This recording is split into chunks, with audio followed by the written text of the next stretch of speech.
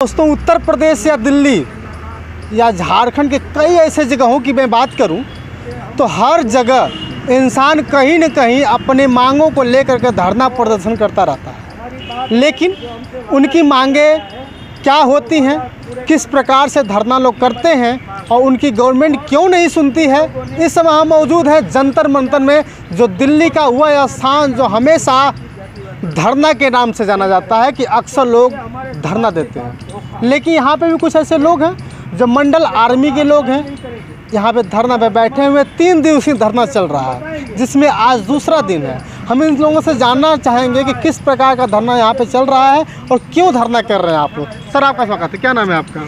शुक्रिया। मैं अनुरुद्ध सिंह विद्रोही मंडल आर्मी का अध्यक्ष हूँ और हम लोग जातिवार जनगणना की मांग को लेकर के सांकेतिक धरने पर बैठे हुए हैं। सरकार से हमारी मांग है कि वो जातियों की गिनती करे। इस देश में जितनी जातियाँ हैं, उच्च वर्ग की जातियां हैं, बैकवर्ड की जातियां हैं, SC ST की गिनती तो होती है जातियों के आधार पर। अन्य जो जातियां हैं जिनको नहीं गिना जाता है जाति आधार पर, जिनके डेटा को नहीं जुटाया जाता है, आंकड़ों को नहीं जुटाया जाता है, उनके आंकड़ों को जुटाने का काम सरकार करे। अपर कास्ट की जातियों को गिना जाए, बैकवर्ड की जातियों को गिना जाए, विस्थापित घुमंतु जातियों को, पसमानदा समाज की जातियों को, शरणार्थी जातियों को, जो भी इस देश में निवास करती हैं, उन सभी जातियों के अलग अलग रिकॉर्ड जो है सरकार जुटाने का काम करे। मतलब चाहते हैं आप लोग कि नहीं, हर तरह से जितनी भी जातियां हमारे देश में बनाई गई हैं उसको हम लोग जाति गणना करें ताकि ये पता चल सके कि कौन सी जाति क्यों है। सर, हम आपसे जानना चाहते हैं कि आज तक ऐसा कभी हुआ नहीं और आप लोग ऐसा तुरंत आपके माइंड में आया होगा या कुछ दिन पहले विचार में आया होगा कि जाति गणना करना जरूरी क्यों है?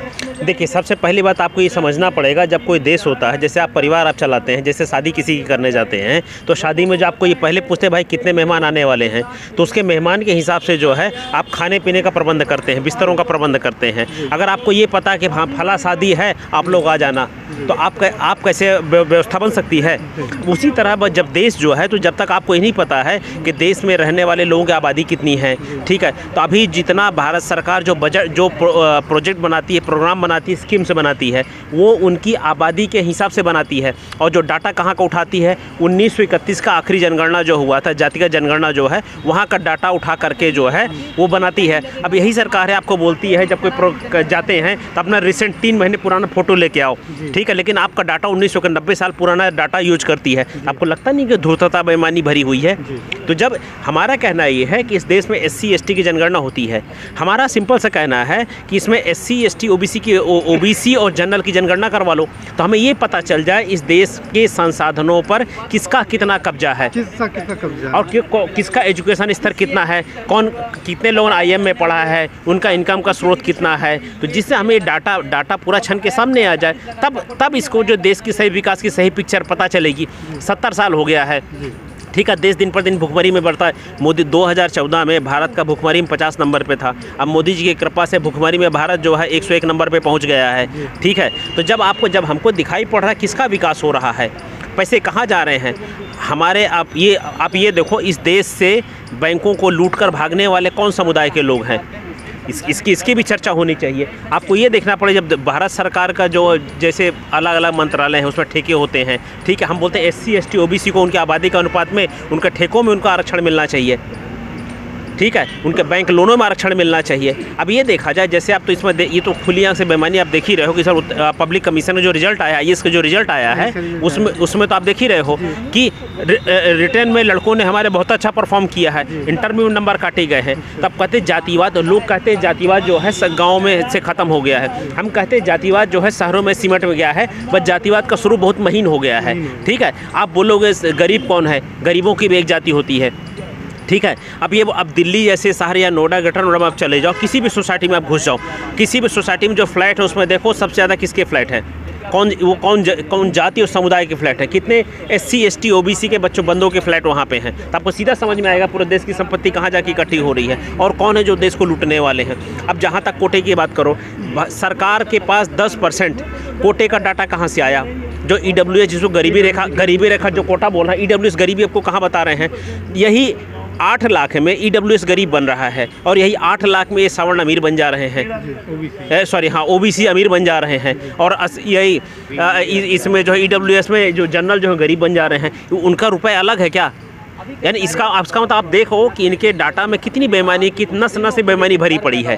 ठीक है, जब तक आपका संसाधन, हमारा ये है कि जब देश की आबादी अब गिनती एक पास आपके पास आ जाएगी, ठीक है, मान लो 1 अरब 37 करोड़ भारत की जनसंख्या है, हमें ये पता चल जाए कितने SC हैं, कितने ST तो हैं ही, OBC कितने हैं, ठीक, OBC के अंदर यादव कितने हैं, कुर्मी कितने हैं, और अन्य जातियाँ जो OBC की जाती हैं, जो 6743 जातियां हैं, सबके डाटा हमारे पास आ जाएंगे। हमें उनका आर्थिक स्तर पता चल जाएगा, हमें ये पता चल जाएगा उनके पास ज़मीनें कितनी हैं, कि उनके पास घर बनाने की ज़मीन है कि नहीं है। ठीक है, तो उसमें कितने लोग नौकरी में हैं, कितने लोग पैसे में हैं, कोई कितने पढ़े लिखे हैं, ठीक है, उनके यहाँ 2 टाइम का खाना मिल पाता है कि नहीं मिल पाता है। जब पूरे डाटा आपके पास आ जाएंगे तो उसको ले करके जो सरकार जो है उनके बच्चों के लिए, परिवार के लिए एक स्कीम बनाएगी। तो हम ये चाहते हैं कि ये चीज़ें यहाँ पे जाएँ, क्योंकि इसलिए जातिगत जनगणना बहुत ज़रूरी है। बिना डाटा के कैसे काम होगा? हमने कहा है कि यदि सरकार जो जातिगत जनगणना नहीं कराती है तो हमारी मांग है कि हम जनगणना का बहिष्कार करेंगे, और इसमें अगर जाति का कॉलम नहीं है तो हमारे तरफ से जो जातिगत जनगणना में कोई सहयोग नहीं है। बिना जातियों के गिनती में, जनगणना में कोई सहयोग नहीं है। इसको लेकर के हम गांव-गांव जाएंगे। बाकी विद्रोही जी, बाकी काफ़ी सारे साथी हमारे हैं। जैसे आज तक अभी किसी भी जाति का कॉलम नहीं बना है और आप लोग उसी के लिए मांग कर रहे हैं, क्या आज तक सिर्फ ये पहला धरना है आप लोगों का, और पहले भी किया था आप लोगों ने? ये पहला धरना नहीं है, इससे पहले हम 2 पद यात्राएँ कर चुके हैं और पहले से संघर्ष कर रहे हैं। हमने जयपुर से दिल्ली तक पद यात्रा की, बिहार में की अभी, और आगे और भी करेंगे जातिगत जनगणना के लिए। और सरकार हमारी मांगों को नहीं मानेगी तो हम उसके लिए बराबर संघर्ष करते रहेंगे और जातिगत जनगणना करा कर ही रहेंगे। विद्रोही जी, ये बताइए कि जैसे कि आप लोग अभी दिल्ली में जंतर मंतर में हैं, क्या कभी यूपी में भी जाने की कोशिश किए हैं या और भी कई प्रदेशों में जाने की कोशिश की है? सिर्फ यूपी से दिल्ली से लड़ाई लड़ रहे हैं आप लोग? मैं यूपी से आता हूं, डिस्ट्रिक्ट मैनपुरी है, इनका डिस्ट्रिक्ट फर्रुखाबाद है। ये मध्य प्रदेश के रीवा से आते हैं और जो तमाम साथी हैं वो गुजरात जामनगर से आते हैं। ये लड़ाई एक सीमित लड़ाई नहीं है, ये पैन इंडिया लड़ाई है। पूरे भारत में इस लड़ाई को लड़ने का काम किया जा रहा है और हम लोग लगातार पूरे देश के तमाम प्रदेशों में जाने का काम कर रहे हैं। उत्तर प्रदेश में भी फाइट कर रहे हैं, हमने राजस्थान में भी फाइट की, हरियाणा में भी इस मांग को उठाया, बिहार में भी उठाया, गुजरात से भी हमारे लोग लड़ रहे हैं। हर जगह इस मांग को लेकर हम लोग लड़ रहे हैं और ये पूरी हम सरकार को चेतावनी देते हैं कि अगर वो जातियों को नहीं गिनेगी तो इस बार हम जनगणना नहीं होने देंगे, उसका बहिष्कार करवाएंगे। सर, आगे अभी तक आप लोगों ने आप लोगों की कोई सरकार का कोई भी कर्मचारी अभी आप तक सुना या आपकी बातें सुनने नहीं आती? 2018 में राजनाथ सिंह ने कहा था, जब वो गृह मंत्री थे, कि जब हम 19 में सरकार बनाएंगे तो जातियों की गिनती करेंगे। सरकार बनी, उसके बाद अभी जो है सुप्रीम कोर्ट, पिछले महीने में सुप्रीम कोर्ट के हल्फनामे के जवाब में केंद्र सरकार ने कहा है, अब तक वो कहती आई है कि हम जातियों को गिनेंगे, लेकिन अभी हल्फनामे के जवाब में ये कहा है कि हम सक्षम नहीं हैं कराने में। तो आप समझिए, ये जो सरकार है, भाजपा की हो या कांग्रेस की हो, जो भी केंद्र में सरकारें आई हैं, इन्होंने हमेशा ही शोषितों, वंचितों, पिछड़ों की हकमारी करने का काम किया है। जो देश की 70% आबादी है, आखिर क्यों नहीं करा रहे हो आप जनगणना? जातियों की गिनती क्यों नहीं कराते हो? SC ST की जातियों की गिनती होती है। 1931 तक जातियों को गिना जाता था। आखिर ऐसा क्या हुआ कि देश की आज़ादी के साथ ही इन वर्गों की जातियों को गिनना बंद कर दिया गया? इनकी कितनी भागीदारी है, इनको कितना हक मिल रहा है, कितने संपन्न हैं, कितने गरीब हैं, कितने शिक्षित हैं, कितने अशिक्षित हैं, इनकी स्थिति किस तरह की है, ये छुपा लिया गया। कारण क्या है? इनके पास कितना हिस्सा है? जो देश की ज़मीन है, जल है, जंगल हैं, न्यायपालिका, कार्यपालिका, व्यवस्थापिका, सरकारी नौकरियों में, व्यवसायों में, इन वर्गों की हिस्सेदारी कितनी है जिनकी आबादी 70% है? आखिर क्यों छुपाया जा रहा है? क्या है जो सरकार छुपाना चाह रही है? तो इसी के लिए ज़रूरी है कि जातियों को गिना जाए, आंकड़े सार्वजनिक किए जाएं, और जो अवैध अतिक्रमण जिन्होंने कर लिया है, कोई चंद जातियां जो हैं, उनके अतिक्रमण से जो है उसको छुपाने के लिए ये जाति जनगणना न कराने का षड्यंत्र लगातार जो केंद्र में बैठी सरकारें करती आई हैं। और यही डर है, जाति जनगणना न कराने के पीछे का यही डर है कि भारत की असली तस्वीर सामने आ जाएगी कि वो कौन लोग हैं, चंद मुट्ठी भर लोग जो देश के 90% संसाधनों पर कब्जा जमाए बैठे हैं। इसलिए सरकारें नहीं कराती। दोस्तों जंतर मंतर में हम मौजूद हैं, थोड़ा पीछे हो जाइए।